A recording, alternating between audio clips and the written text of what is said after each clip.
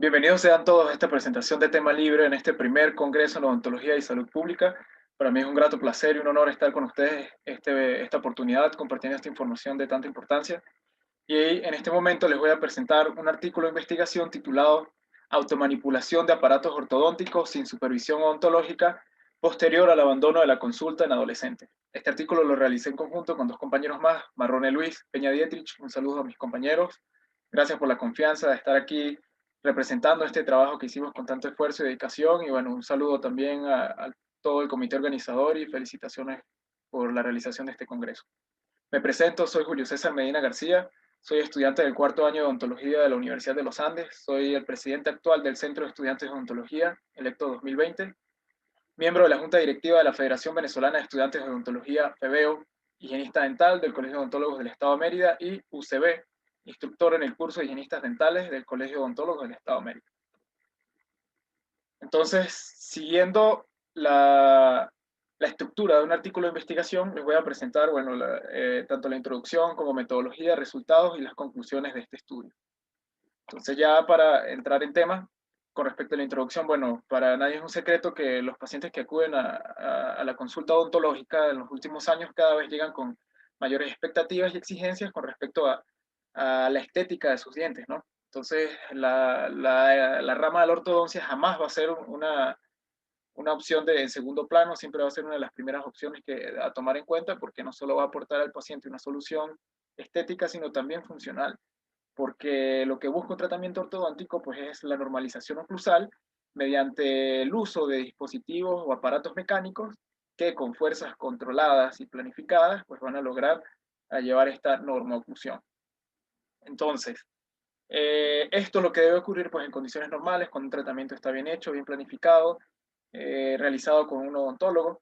Entonces, pero, ¿qué ocurre cuando entonces hablamos de la automanipulación de la aparatología ortodóntica? Cuando hablamos de automanipulación no lo podemos llamar como un tratamiento, porque un tratamiento tiene una finalidad terapéutica. Entonces, esta automanipulación, pues la podemos definir o la describimos como la manipulación que hacen los pacientes, los mismos pacientes, con los elementos que quedan presentes aún en boca de su aparatología ortodóntica, y pues ellos hacen remoción, implementación o recambio de ciertos elementos que forman parte de la aparatología o no, como en el caso quizás de esta presentación, de esta diapositiva, perdón, donde vemos esta imagen con cristales Swarovski dentro de la aparatología ortodóntica.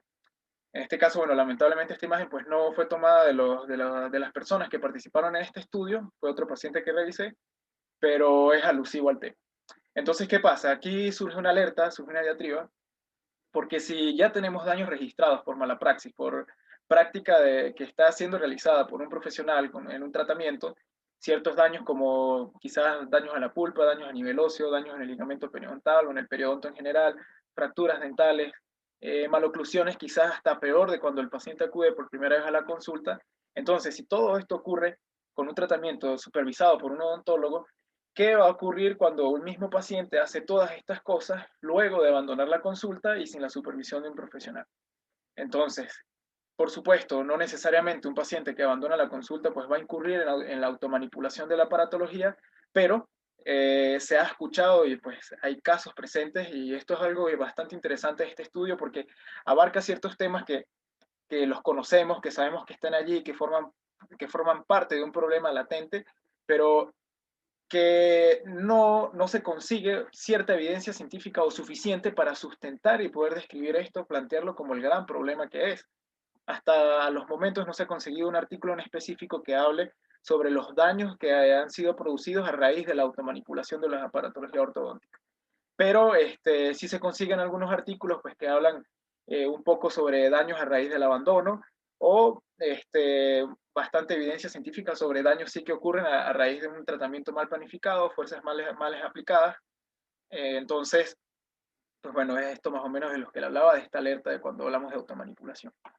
Entonces, por lo tanto, nos surge un vacío de información, un vacío científico, y entonces, para dar soluciones o pensando de que se necesitan realizar estudios para quizás a futuro ofrecer ciertas soluciones, tanto a los pacientes como padres o representantes de jóvenes o cualquier edad, pues necesitamos presentar evidencia científica, basada en evidencia. tomamos como punto de partida realizar el estudio en jóvenes, en adolescentes, porque bueno, la adolescencia pues es una etapa comprendida o percibida como que por lo general estos jóvenes tienen cierta tendencia a seguir algunas modas, eh, algunas tendencias entre ellos que entre ellos pues se mezcla un poco con este tema de la ortodoncia, porque a veces siempre está esta diatriba de que, bueno, la ortodoncia si realmente es una necesidad o si es una moda, y entonces, pues bueno, es aquí que la relación con el tema. Y otro tema que también lo agrava bastante es este comercio informal, lo conocemos en Venezuela como la ortodoncia de calle, la ortodoncia callejera.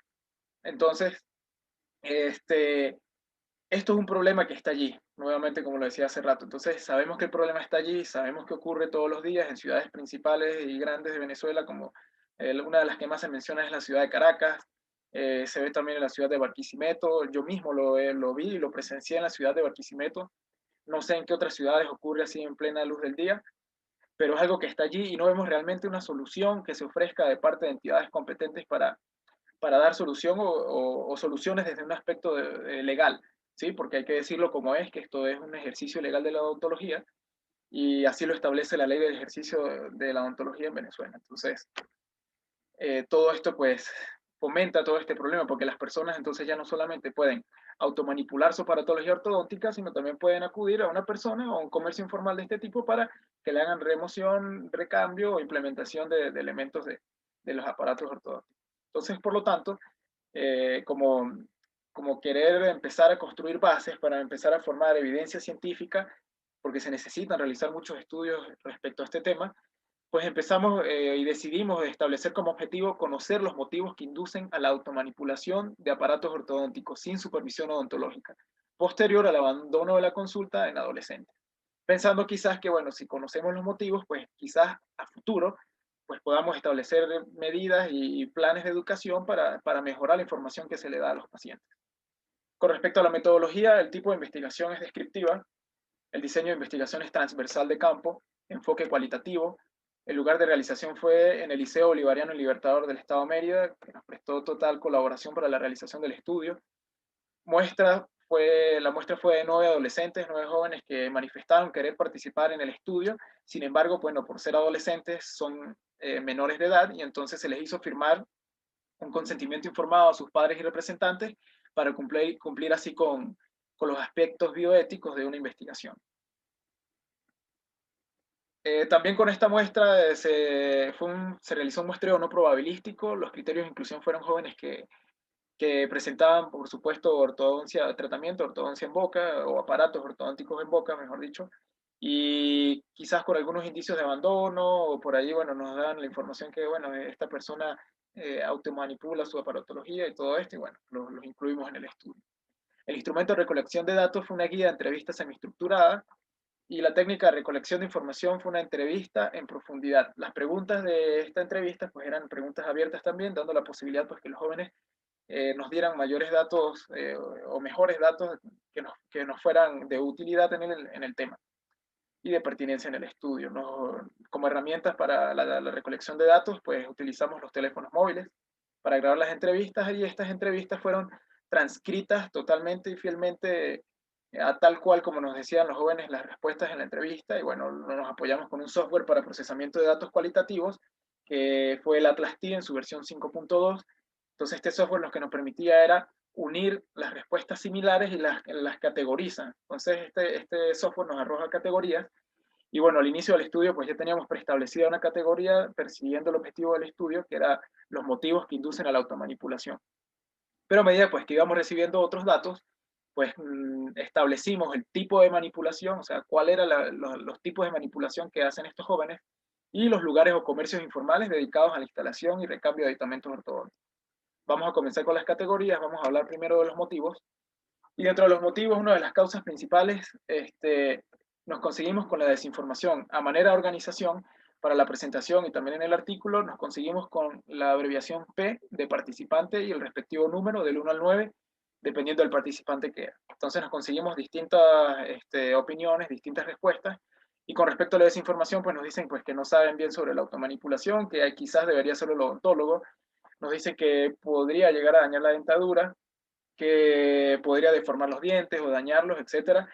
Entonces, no hay una idea clara sobre los posibles daños que pudiera ocasionar esto, y bueno, quizás piensan que esto lo debería hacer el odontólogo, pero igual lo siguen haciendo y siguen manipulando su aparatología.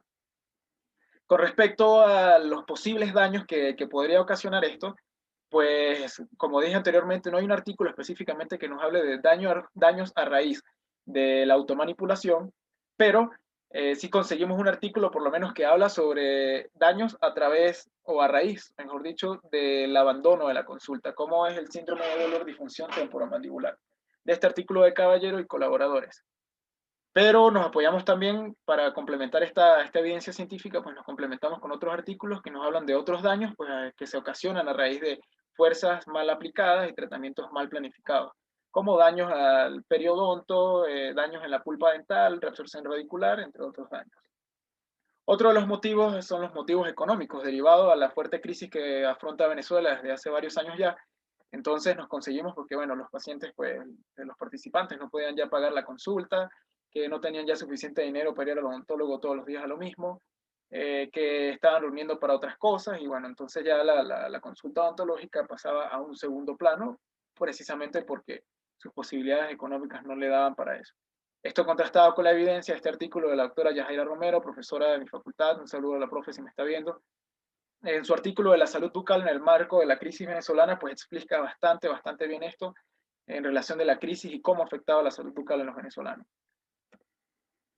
Con respecto a motivos ornamentales, una de las cosas que más resaltaban y de mucha importancia para los jóvenes era el color de los elásticos de ortodoncia. Nos hablaban de que les presentaba o les daba o los hacía sentir que les daba una mejor sonrisa, una mejor presentación, que se cambiaban las ligas cuando las sentían piches y descoloridas, que el color influye bastante, pero uno de los datos de mayor relevancia que conseguimos también es que una de las participantes decía que se combinaban los colores de los elásticos con su ropa, y pues le hace como un llamado a las personas con tratamiento ortodóntico de, hey, combínate bien esas ligas.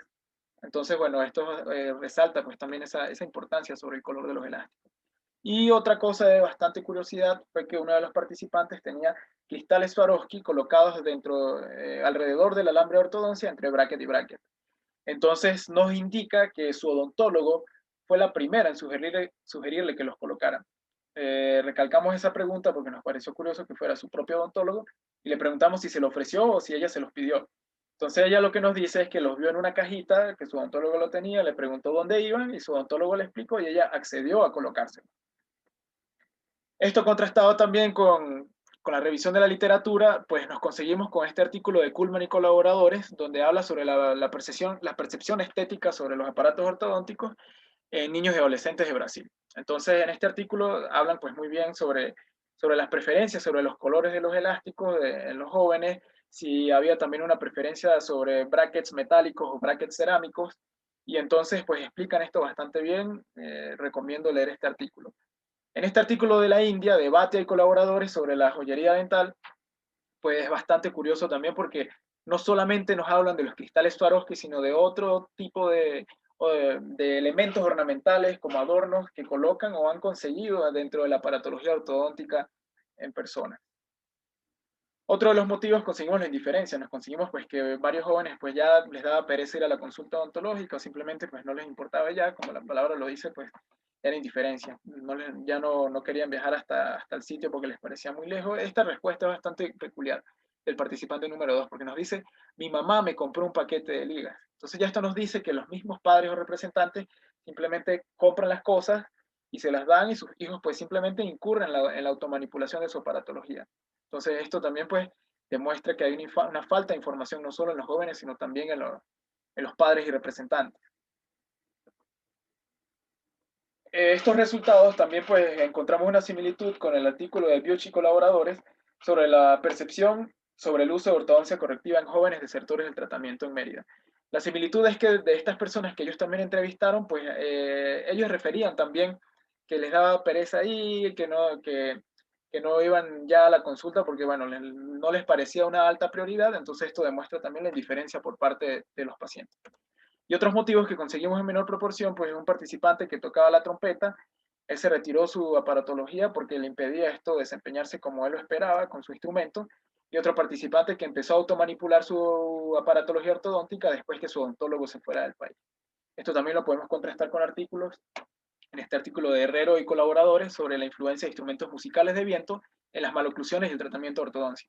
Ellos recalcaban algo bastante importante, y es que para un ortodoncista al momento de planificar un tratamiento hay que tomar mucho en cuenta si esta persona, si el paciente toca un instrumento de viento. La planificación es bastante importante para quizás evitar un futuro de que el paciente desista o abandone el tratamiento.